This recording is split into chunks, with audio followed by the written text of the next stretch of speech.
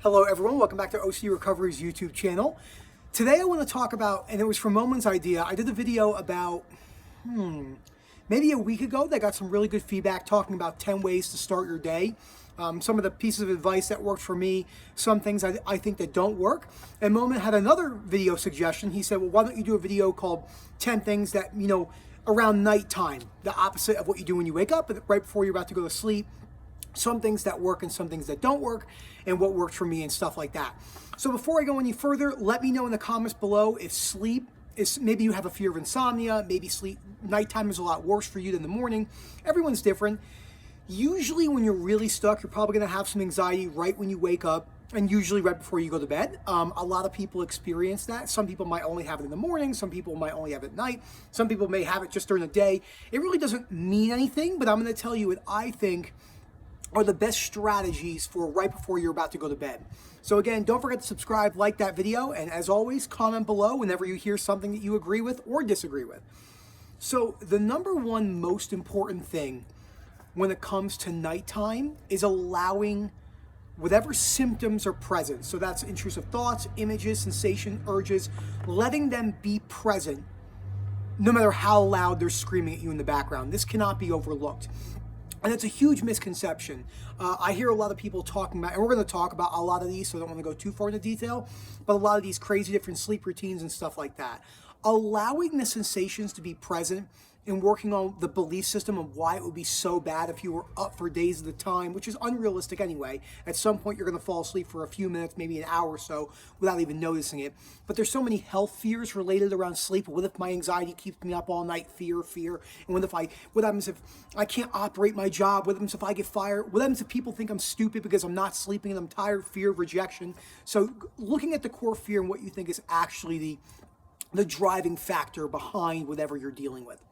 So number two is going to bed at a reasonable time. Now, everyone's sleep schedules will be different based off, maybe you have someone who's a nighttime worker, right? I have a couple patients, I've just known people who have worked nights, 10 p.m., 10 in the morning. Maybe one of my buddy's wives is an overnight emergency doctor. I'm pretty sure she works from 8 p.m. to 8 in the morning, 5 days straight, 5 days off. So it's not as simple as like you need to have this set routine, right? Because I hear all sorts of crazy stuff, right? You hear all sorts of YouTube videos of you need to wake up at 4 o'clock in the morning when you have to go to sleep at 9 p.m.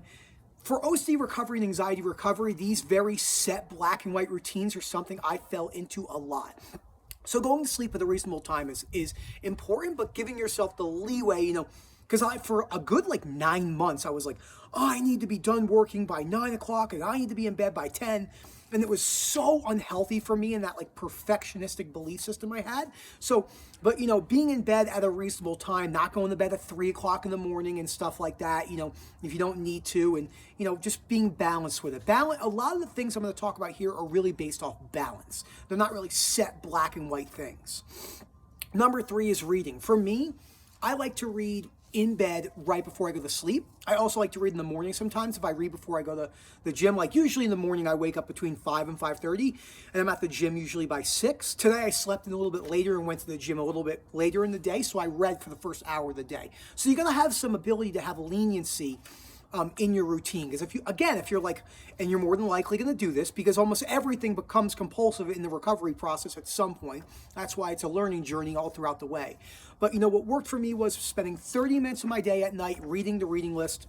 As many of you heard me say in the beginning, I didn't do that. I was really compulsive and I read all the books in 1 month. I don't recommend doing that because then I was just trying to jam in all the knowledge at once.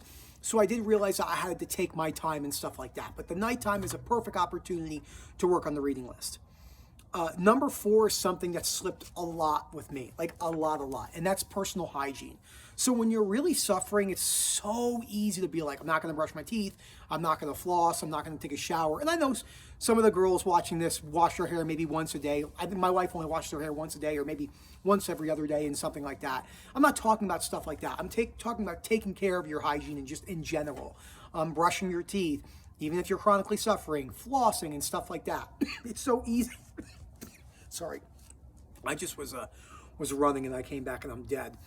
But a lot of people just, they stop doing that. I stopped doing that. I let all my lifestyle factors really go to shit for a long time, and that really was detrimental to my recovery process because it really kind of played into the idea of low frustration tolerance. Number 5 is probably the most important one on here, and that's not too crazy with sleep routines. There's nothing wrong with having a Tempur-Pedic mattress or a Tempur-Pedic pillow and sleeping in. I like sleeping in 68. Like in the winter, I keep my windows open. I love it. My wife yells at me because it raises the heat bill. But I don't care because I like doing that. Now, I slept in Florida. Sometimes the AC would break and it would be 90 degrees in my bedroom, and I still tried to sleep. You have to think about how grateful you are to be able to even alter your sleeping environment. People for thousands of years slept on the ground, slept in mud, as Rob always talks about, war. And there's so much perfectionistic belief systems today based around sleep. You know, the sleeping watches, the very strict bedtimes, absolutely no room for give at all. That stuff is super bad for OCD sufferers. Again, doesn't mean you can't have a fan on, can't leave white noise on. But in the beginning when you're suffering, asking yourself, like tinnitus, when I had really bad tinnitus for 3 months, I was using the sleep sounds to absolutely drown out the sound of tinnitus. So I had to go a couple months without having my fan on so I can get really used to having that sound present. That was an exposure I needed to do. But the sleep routines can become super compulsive, and usually they fit into perfectionistic belief systems, whether you're an OCD sufferer or not. Oh, there it is. You know, just picking my skin. Number 6, balance social media. Another black and white thing I see.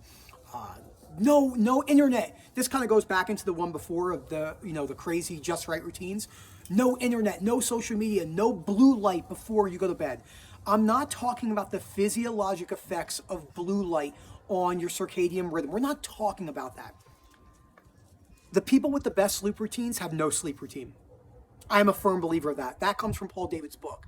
Having blue light blocking glasses and all that stuff is more than likely setting yourself up for failure. Again, if you want to use them, sure. I don't think you need them. This is a new thing. We're getting humans think they're going to live forever. They think they're going to live. I'm going to die and you're going to die. Everyone watching this is going to die. That's the reality. If you struggle with death, that's something you got to hear. You are going to die and you might die tomorrow. That's just the reality of life. Rob and I talk about this all the time. So these perfectionistic sleep routines are really playing into that. Like, I'm going to live forever and I want to live till 90. I just was talking to someone today. I said, would you rather have a fearful life and live until your 90s, or do what you love, like a race car driver, and crash into a wall and explode at 39 years old and just die?